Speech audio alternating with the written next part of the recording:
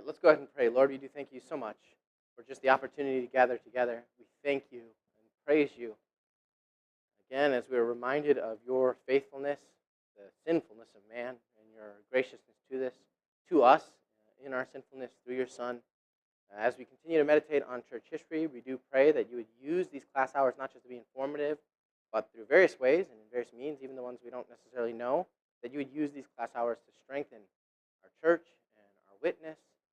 We would be more faithful to you as we consider your hand in all things and your great sovereignty. We ask this all in Jesus' name and for his glory.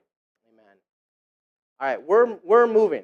All right, so if you're just joining us or if you've been with, if this is your first time, we're doing a survey of church history, and we would already describe us as moving at a brisk pace, but maybe slower than I initially intended. And I want to get this done by the end of the year, and because I feel like that's a good point, and then you can start something new. So that means this week and 3 more weeks. So we got to move if we want to catch up to today. We got a couple hundred years yet. 300 years yet-ish. So last week, we talked about the Puritans, mostly their context, a little bit about the kind of general theological controversies, but mostly their historical context. Who were the Puritans? What does that word mean? Someone remind us. Who were the Puritans, technically speaking? Like at the time period we're looking when they first start using that word. Who were the Puritans? Julian.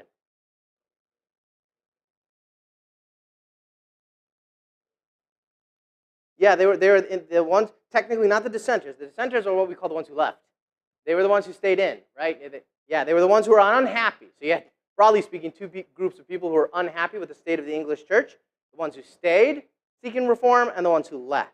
The ones who stayed were the Puritans, which, pejorative term. You guys are too pure. They also called them the Presbyterians, too precise. And they wanted reform. The Church of England wasn't sufficiently reformed. It had kind of settled under Elizabeth after the persecutions of Bloody Mary, and she kind of wanted to standardize practice and theology, and she standardized things in a way that for many of the clergy was not good enough, or was going backwards towards Rome. And so you had the Puritan party within the English church who sought for reform. They wanted to reform the Anglican English church into, most of them wanted it to be Presbyterian. And in fact, at the end, we talked about during the tumultuous period of the English Civil War, you actually had the Westminster Assembly meeting and drafting up a statement of faith, the Westminster Confession of Faith, which ironically is a product of the English church for the English church and has never been the confessional statement of the Anglican church because it never got adopted by them. But it got adopted by a number of other groups. And already, we are now more focused. We'll try to squeeze in some other people, but we have now narrowed to the English-speaking world. Last week, we were in the English-speaking world. We are continuing on our narrow focus on the English-speaking church. So we're no longer thinking about what's going on in Reformed Switzerland or Lutheran Germany. Last week, everything we talked about was relative to the English church. The Puritans were English theologians. And so after the English Civil War, you still had the Anglican Church, and at what point they actually started calling it that, I do not know. But the English Church, the Anglican Church, which was a state church, and per Elizabeth's settlement, the king or the queen was actually ultimately the head of the church, and theologically tended to be run by the Archbishop of Canterbury, but ultimately the head was the British monarch. So you had the Anglican Church, and in terms of people who split off. And after the English Civil War is when you start using the label Puritan for people who are outside the Anglican Church, because pretty much everyone of the Puritan party left. 100%, maybe not, but most of them ended up leaving the Anglican Church. And so of those people coming out, of those dissenters, of those separatists, on the dissenters, the separatists, you had a number of different groups. And so in the English-speaking world, obviously you had the Anglicans, you had, coming out of them, the Presbyterians. Again, we are thinking of these English Presbyterians, not the Scottish Presbyterians even. We're not the ones coming out of the Dutch Reform world. We're zooming in. And so you've got the Presbyterians, you've got Congregationalists,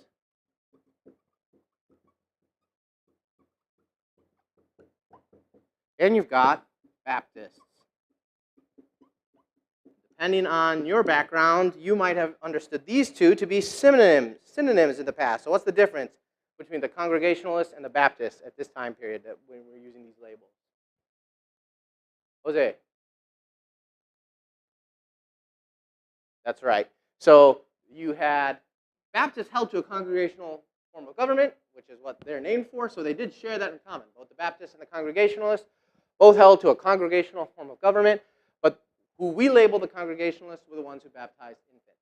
So they all shared, the Anglicans, the Presbyterians, the Congregationalists all shared infant baptism in common. The Baptists and the Congregationalists shared church government. Presbyterians didn't share government, but the baptizing infants. So you had these four groups, broadly speaking, in English Christianity. You can make further divisions. In the Baptist world, you did have the Calvinistic Baptists and the Arminian Baptists. The Congregationalists and the Presbyterians, pretty much universally Calvinistic. So Presbyterians, Congregationalists, those were Reformed guys, those were Calvinistic. The Baptists, you had both. You had Arminian Baptists, you had Calvinistic Baptists. Similar in the Anglican Church. You had a Reformed wing and you had an Arminian wing. At this time, the Arminian wing tends to be more prominent. If you remember, we talked about high church Arminianism. Someone remind me, what is high church? What does that mean? The Arminianism of the Anglican Church would not look maybe at all what you think of when you think of the word Arminianism. The key difference there being high church.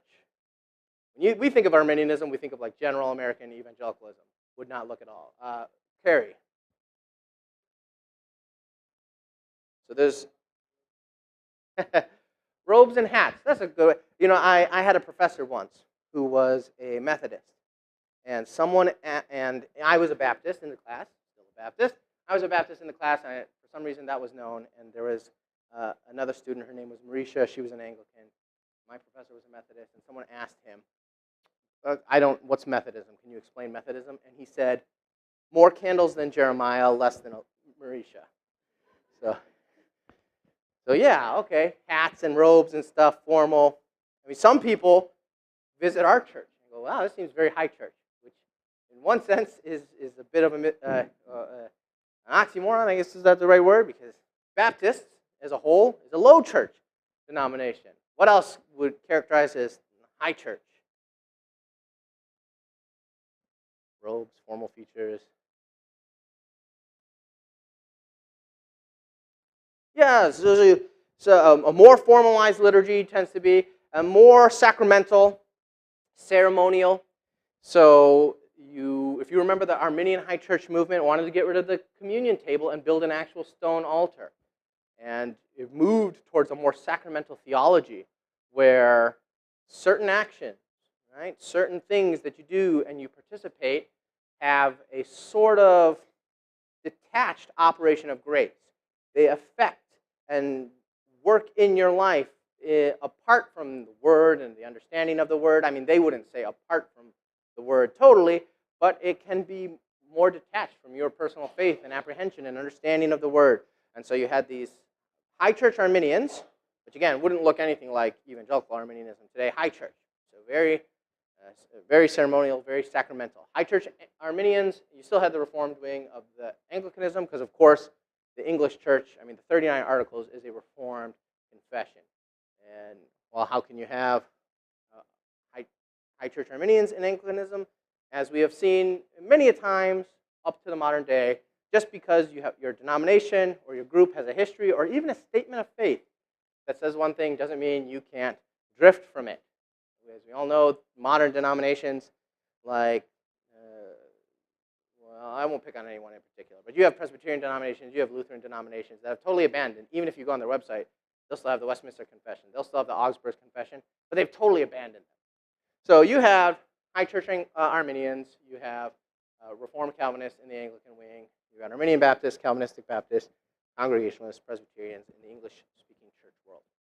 And today, we're going to talk about the evangelical revival of the 18th century. That's the 1700s, really around 1738-ish, and then onwards, you have this time period called the Evangelical Revival. That's what we call it. That's what historians call it. That's what historians call it in England. The revival that happened in England, they call the Evangelical Revival. Its counterpart in America, happening at the same time, they call the Great Awakening. So sometimes we just lump this all in our heads under the Great Awakening. That's fine. So this might be what you thought of as the Great Awakening. Historians tend to make a distinction. They call the English one the Evangelical Revival for various reasons, and what happened in America as the Great Awakening. But of course, there was overlap, particularly with Whitefield. I had initially thought we'll do the Evangelical Revival today, and we'll do Great Awakening next week. I'm not sure anymore. We'll see how briskly I move today, and then thinking about, oh, we want to finish by the end of the year. But Edwards is over on the American side. So Edwards, I added him later to this, people you should know. Edwards and Whitefield. Whitefield is both. He's on the English side and the American side because he goes back and forth. I mean, Wesley traveled initially in the beginning, but really, Great Awakening in America, Whitefield, Edwards, Evangelical Revival in England, the Wesleys, Whitefield, and of course, as always, a bunch of other names that don't get as famous. That if you do more digging in this time period, you will learn, like, oh yeah, it's not just these guys. These guys aren't the only ones working. They had compatriots, they had co-workers. We're going to talk about the Evangelical Revival. And before we get there, we kind of have to set the stage. So when we ended last week, roughly speaking, you have the English Civil War in the middle of the 1600s, and England is even briefly a constitutional republic. I don't remember how long that lasts. It doesn't last long. King comes back.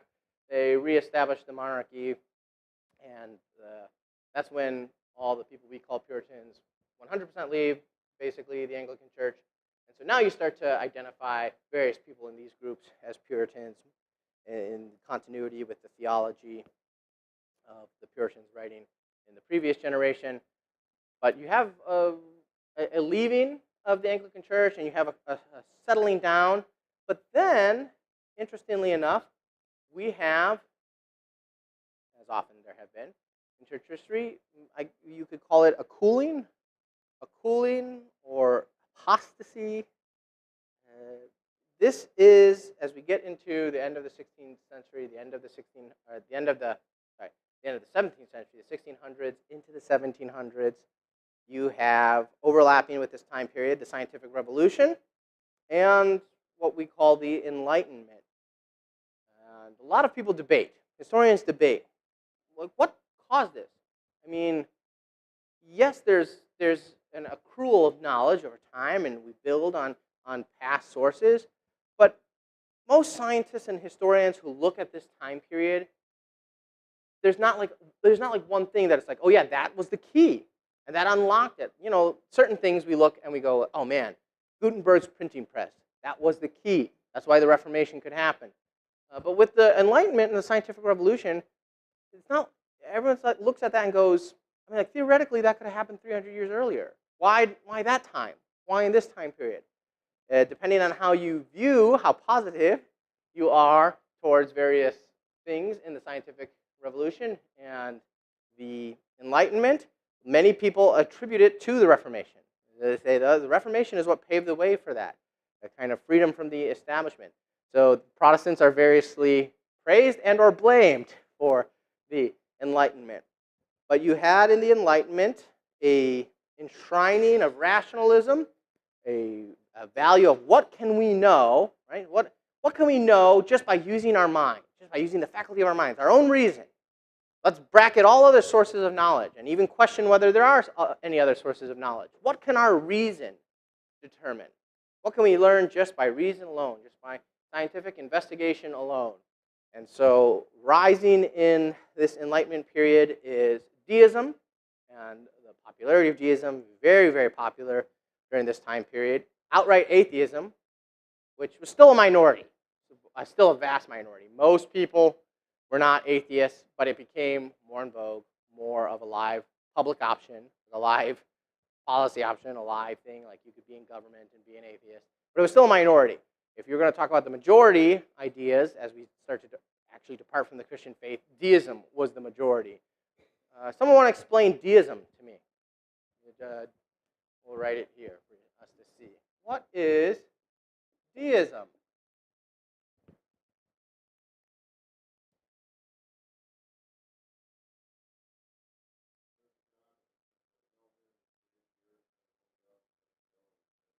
Yeah, there's a God. We can't really know him. Don't, I mean, personally, it's not even necessarily we're supposed to. He created the world, so we're acknowledging there's a creator, but he created the world, and he wound it up, and he's hands off. It works, and it operates on its own. So there is someone who started it, and logically there has to be a God. And deism still had beliefs. You could kind of summarize them. Okay, it's important you believe there is a God. It's important you believe he has purpose, and that purpose for you is to be moral and good. So you be a good person, and that's it. And you don't need to relate to God. There's formal religion. I mean, that can be helpful in some ways, but again, since we're not trying to relate to God, that we live in a closed system that operates on its own, we just got to live according to the rules of that system. And God does want us to be moral, but deism has very little room, depending on the flavor, for things like the Trinity. Why are we even talking about this? Revelation, like, special revelation, the idea that God speaks, that he's active in the world, that he's sovereign over the affairs of men, the divinity of Christ. For most deists, Jesus is, he's an enlightened person. He knows a lot. He's very wise. He gives us good principles to live. But that's about it. And so you had deism as a particularly popular religious idea, becoming more and more viable. And you had lots of departures within all of these groups.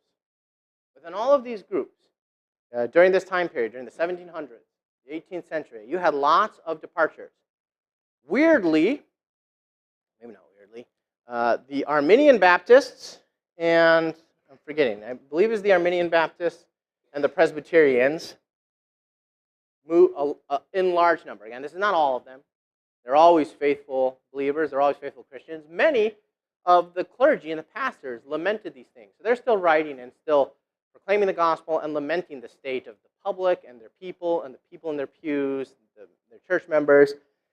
But as far as wider society, you had the Arminian Baptists and the Presbyterians move totally Unitarian, becoming very rationalistic, denying the Trinity, and moving headlong into deism. You didn't really have that among the Congregationalists, the Calvinistic Baptists, or the Anglicans, but you had other problems. In the Congregationalists and the Calvinistic Baptists, you had the rise of hyper-Calvinism, which put a lot of emphasis on God's eternal secret decrees and just kind of teaching about those. And we move away from any sort of moral exhortation, and we move away from even any sort of gospel exhortation, sharing the gospel, proclaiming it to people, because in the sort of hyper-Calvinist scheme, and that word is used pejoratively of often anyone who's more conservative than you in the Reformed world, you're hyper-Calvinist. But when we talk like technically the hyper-Calvinist movement at this time period, denies the necessity of evangelism. God has an elect, and he'll elect his elect, and he'll convert them on his own.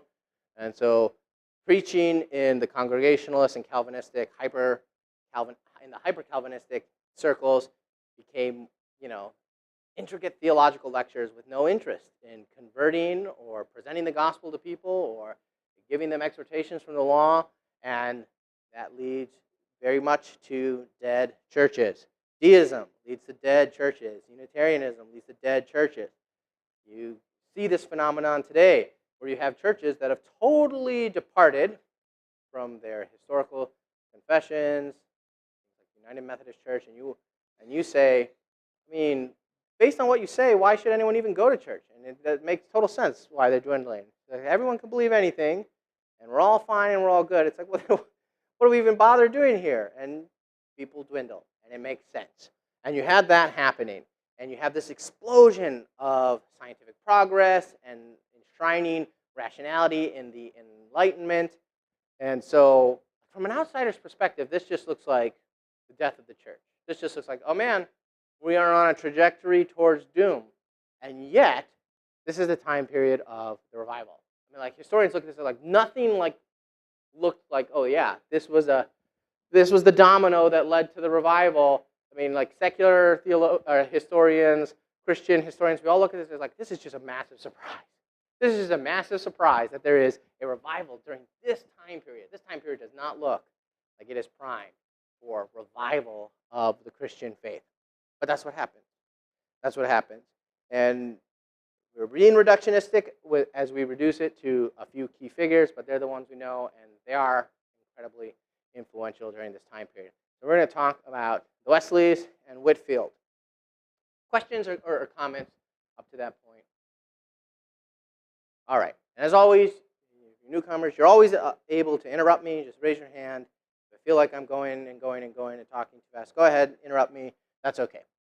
So you've got, in this time period, everything we were talking about. And then you have, over in Oxford, the Holy Club, which is what they were called pejoratively. It was a society in Oxford. At this time, Oxford and Cambridge are universities of the Anglican Church, so only Anglicans can attend them. So you've got this religious club, basically, which was founded by Charles Wesley and led by Charles and his older brother John. And it was called the Holy Club. And it was pejoratively called that. They were called all sorts of things. The Holy Club, they had a bunch of other nasty nicknames. The Methodist was one of them, which is eventually where the name for the denomination comes from. We'll get to that. Because you're so methodical. And they had very specific schedules. Like we pray at this time, we fast on these days.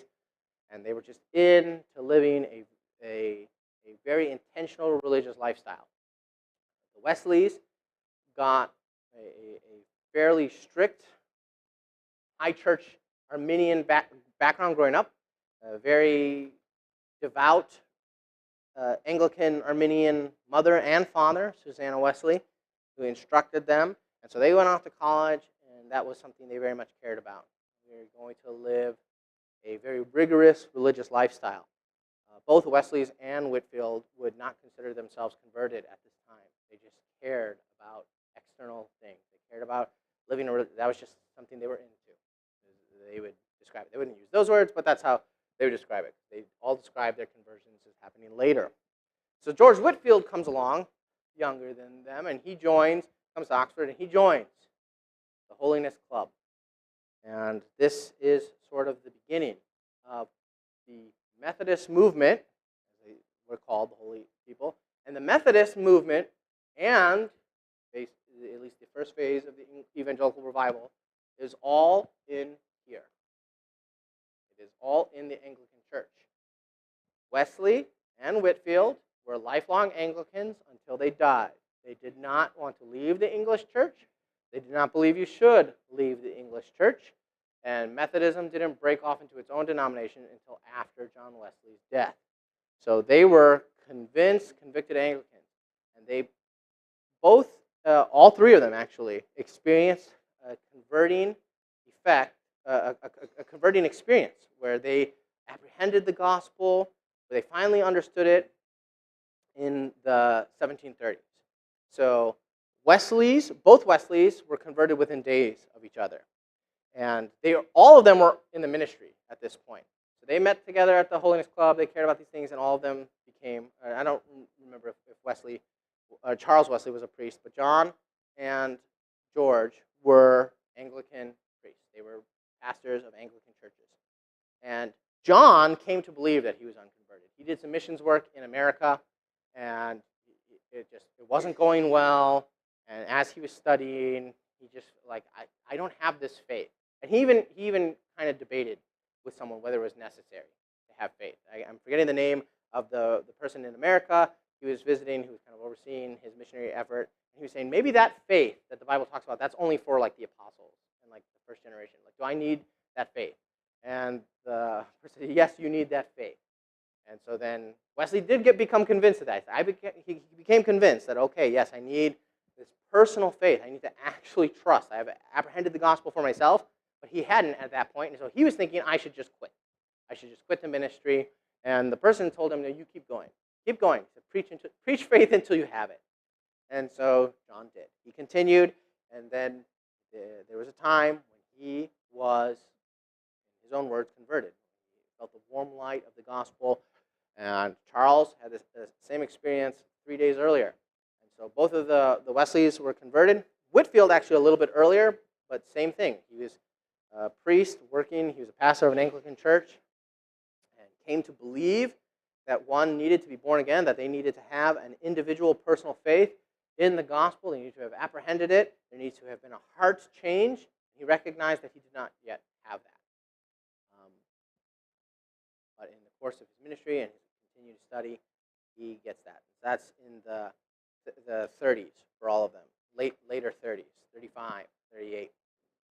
And so they start preaching. They start preaching, they're pastors in their church. They start preaching on the necessity of the new birth, on the necessity for the people to actually believe the gospel, to hear it, and trust it, believe it for themselves, to be converted. And this variously doesn't go over well with the Anglican establishment. Then again, Wesley and Whitefield, lifelong Anglicans. They never left the Anglican church. But this doesn't go over well variously with the Anglican establishment. There's efforts to suppress them, but their preaching starts to have effects. I mean, the first time Whitefield preached, it said 15 people went mad. And I think they're using that phraseology a little differently than we would. I think it's, 15 people stormed out, like so upset at what they were hearing. But he kept going. And Whitefield was very dramatic. He actually had a background in acting and performance. He was very well known for how much he could project when he taught. He could speak to 10,000 people in the open air, it was said, and be heard by all of them. He was very well known for that. He was very dramatic, very emotional. This is not characteristic of preaching at the time. He would weep in the pulpit. He would stamp his feet. He would act out scenes from the scriptures. He would invent imaginary dialogues between him and characters in the biblical narrative to make a point. So his preaching was much more dramatic. And the Anglican establishment said, we don't like this. This is all emotionalism, and this is all theatrics, and we don't like this. Wesley was a passionate preacher, but he wasn't theatrical. He wasn't as dramatic, at least the words we would use. Sometimes we use those negatively. I'm just being neutral. I'm just saying what Whitefield was. Wesley was less so, but again, preaching for conversion, preaching you have to believe. You personally have to apprehend the gospel. You personally have to know and have a faith in Christ. The Anglican establishment, not happy. It doesn't kick them out or anything, but it does start to hamper their efforts to varying degrees. And one of the things, Whitefield was the first. Wesley didn't like this, but Whitefield was the first. He started preaching in the open air. And the reason for that was because, so he had already started an itinerant ministry. He would, not just at his church, he would go to other churches, and he would preach. But the Anglican establishment kind of shut that down. So doors started closing to him. So he started not being invited. He started not being welcome at other churches to preach. But he and John and Charles and others in the Holiness Club very much believed. It's not just my church. Other churches need to hear the gospel, and they need to believe. They need to be filled with people who believe, who've been born again.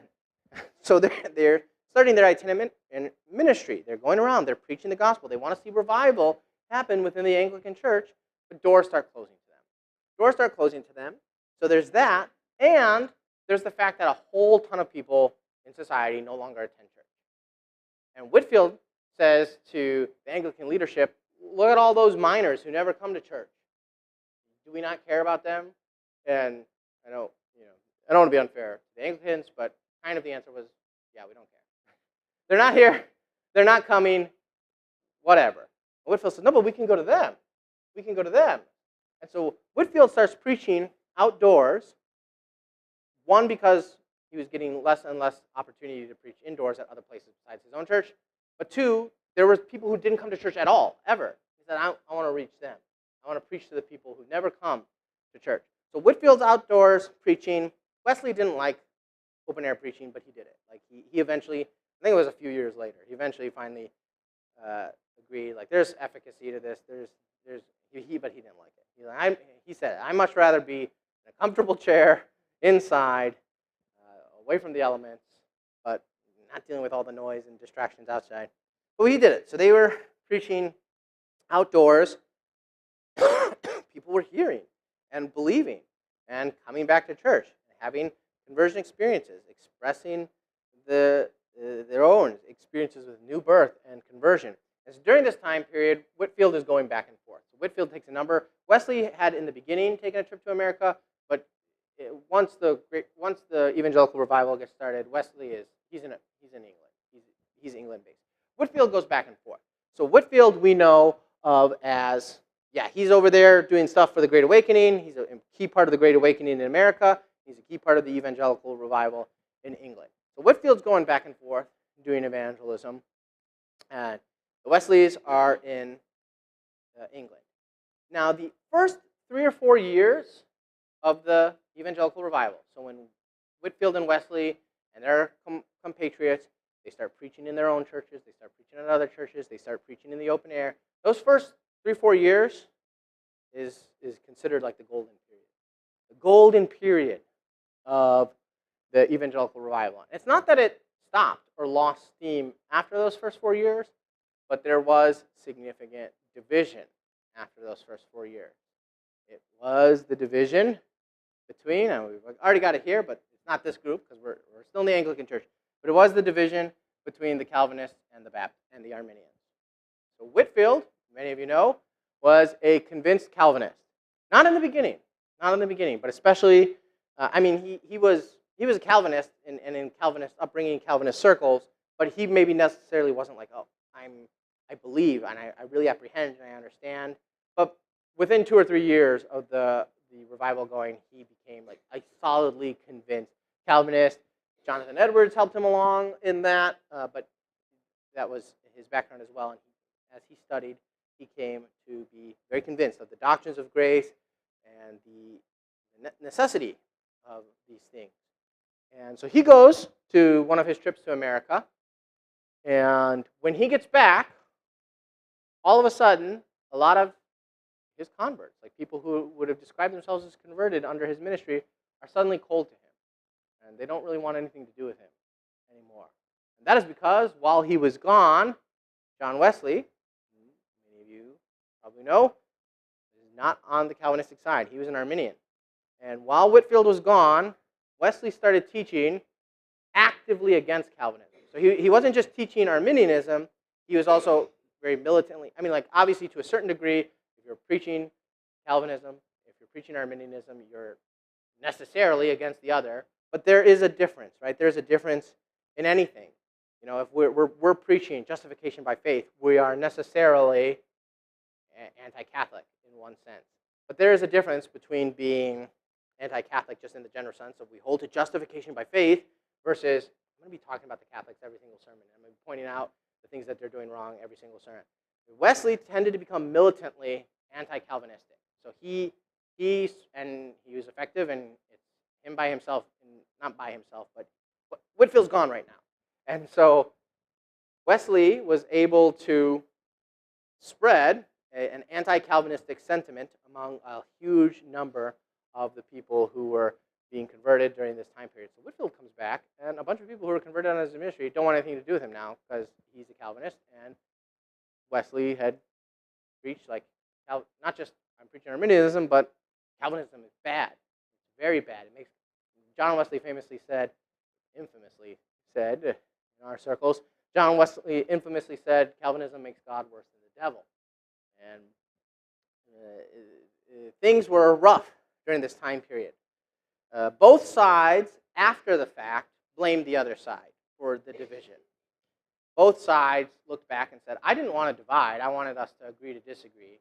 But the other side would have none of it. Wesley said, I didn't want to divide, but the Calvinists could not abide an Arminian, and that's all they cared about, and so they divided.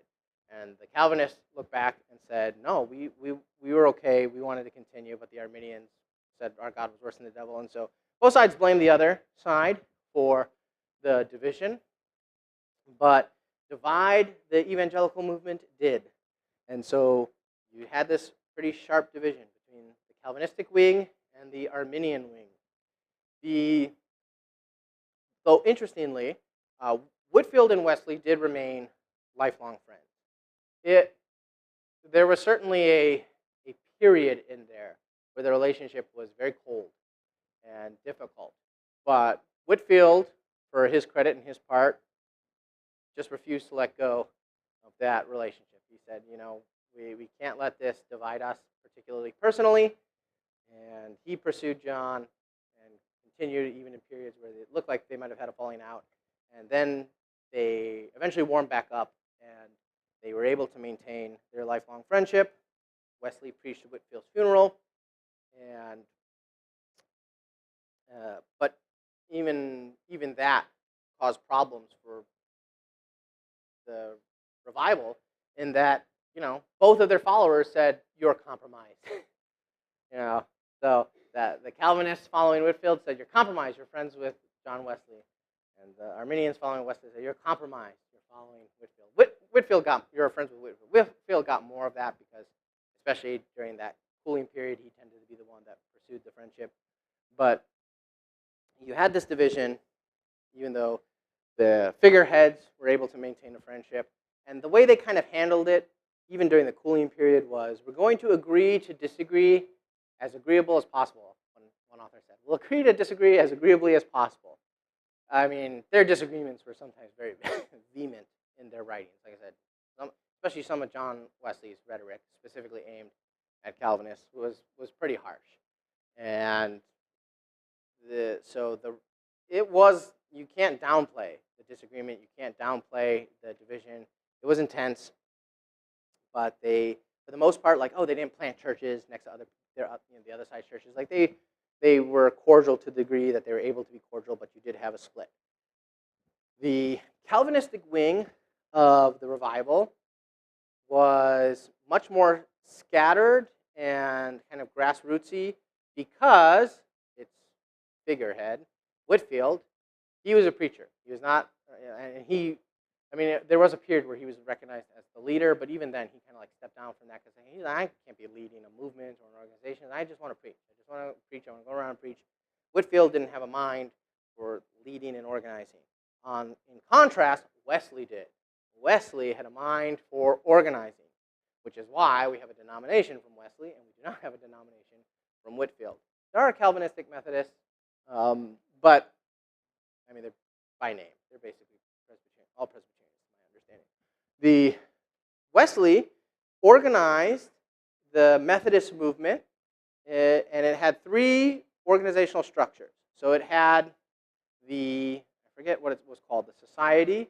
That's the biggest group. So everyone in your town or area, if you're a small town, that's the society. Basically anyone who would be coming to church. So you all would be the Methodist Society, assuming you wanted to be part of it. You all would be part of the Methodist Society, and their job at the society level was to meet for worship and Bible study, which they did on Sunday evenings. Why Sunday evenings? Why do they meet for worship and Bible study on Sunday evenings?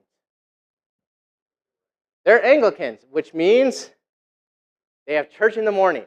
Wesley never left the Anglican Church. He was not trying to start another denomination. He just wanted Christians who were serious, and he wanted to organize them. And so you all got to be in church on Sunday morning, and then Sunday evening, we're going to have another worship service, and we're going to do more Bible study. So that was the society. Then you had 2 smaller groups. You had the classes, how did they say it? And that was, both of the 2 smaller things would be the precursors to small groups, to modern small groups, and what we think of. The class was evangelistic. It could be evangelistic. It was 10 to 12 people who were all from different walks of life and different, male, female, young, old. It was deliberately diverse. And for the class, you were allowed to have non-believers, like interested seekers were allowed to come. And so that met once a week. And so again, it was for accountability, for Bible study, for sharing your testimony, for seekers to ask questions. Then you had the band, which was another small group, but this was not diverse. It was like, okay, you met with other single men, or other married men, or other married women, or other people your age. And so again, 10 to 12 people, and you met to do the same things. But this was believers only. And so you had the society, which was meeting in Sunday evenings, and then you had, if you were a member of a class and you were a member of a band, you had 2 different small groups that were meeting each once a week. And this was very rigorously organized by Wesley.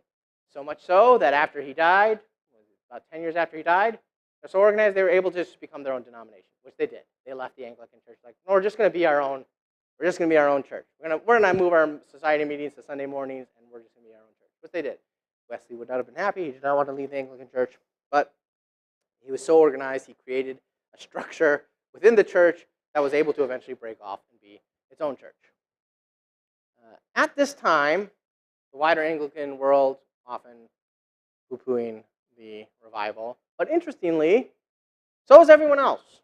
You might think like, oh, all these groups that left because they thought we want to see reform in Anglicanism would be happy about this, but by and large they weren't. By and large they weren't. Now,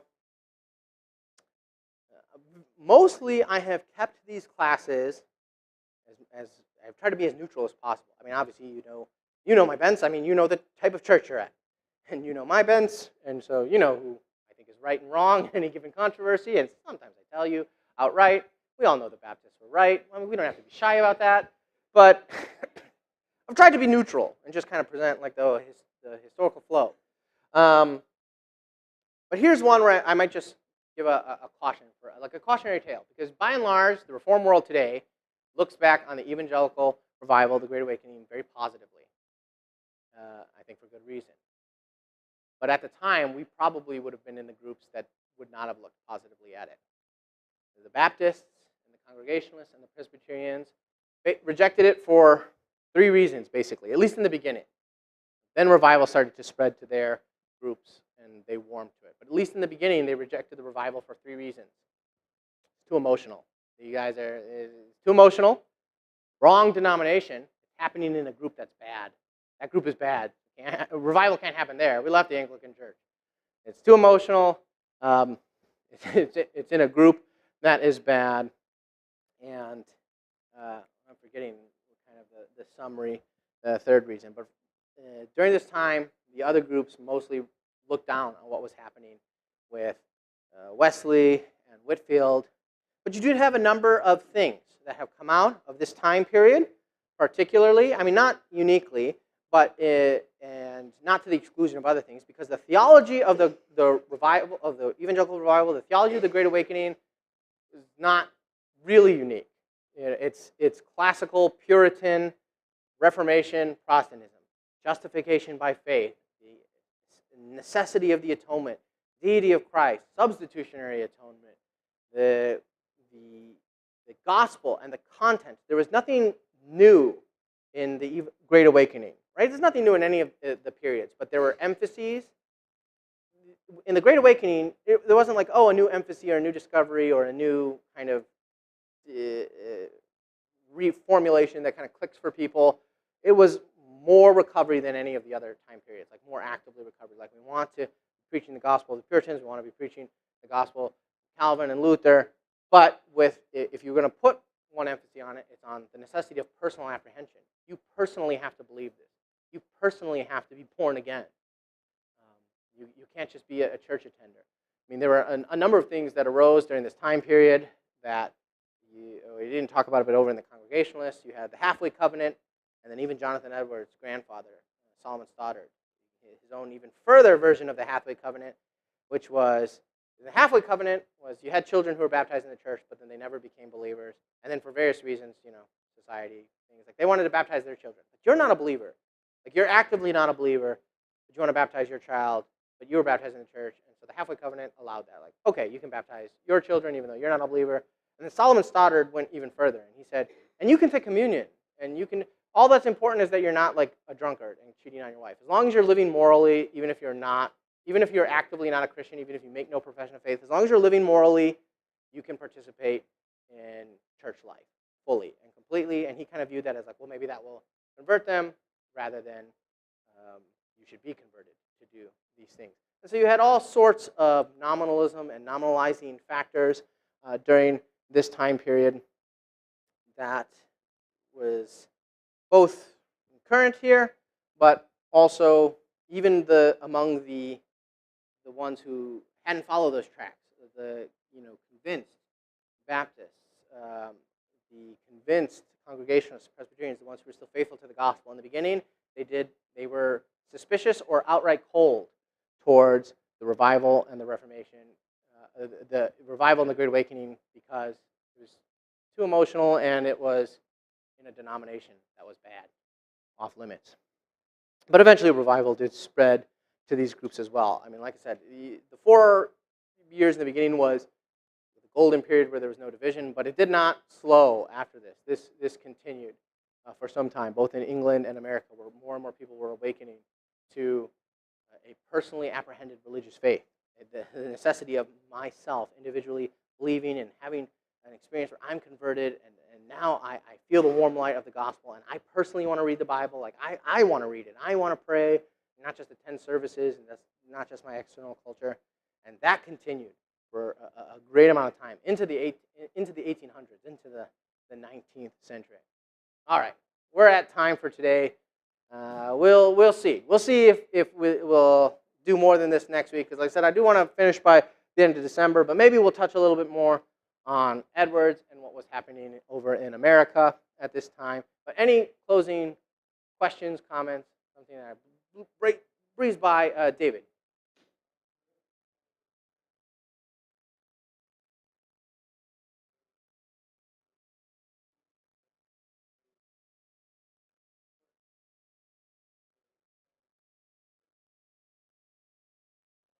Yeah, no. So they were in trouble with the church in the sense of the church didn't support what they were doing by and large, and kind of stamped it. But I feel